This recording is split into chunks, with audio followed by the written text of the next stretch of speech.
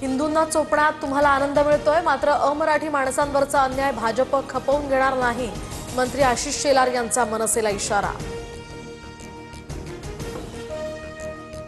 मनसेच्या आंदोलनाची आशिष शेलार यांनी पहलगाम हल्ल्याशी तुलना केली. पहलगाममध्ये धर्म विचारून निष्पाप हिंदूंना गोळ्या झाडल्या. इथे निष्पाप हिंदूंना भाषा विचारून चोपतायत. शेलारांचा हल्ला बोल.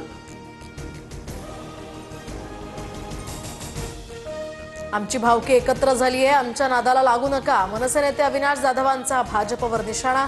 तर ज्या पाकिस्ताननं आपल्या नागरिकांना मारलं त्यांच्याशी फक्त युद्धाचं नाटक केलं. जाधवांची टीका.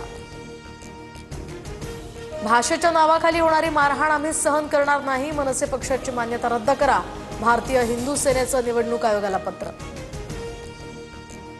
ठाकरेंच्या भाषणाला रुदालीची उपमा देत फडणवीसांकडून टीका. तर ठाकरे बंधू एकत्र आले, आता तुम्ही रडायला सुरुवात करा. संजय राऊतांचा सत्ताधाऱ्यांना टोला.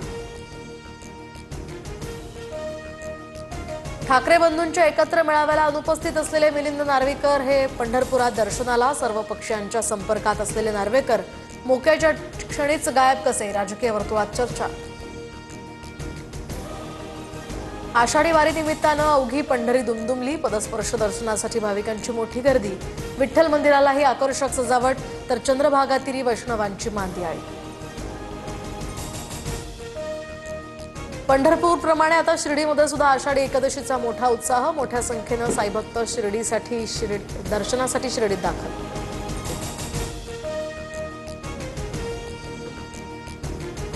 दौंड तालुक्यातल्या स्वामी चिंचोली या गावामध्ये अल्पवयीन मुलीवर लैंगिक अत्याचार. 2 आरोपींना पकडण्यात पुणे पोलिसांना यश.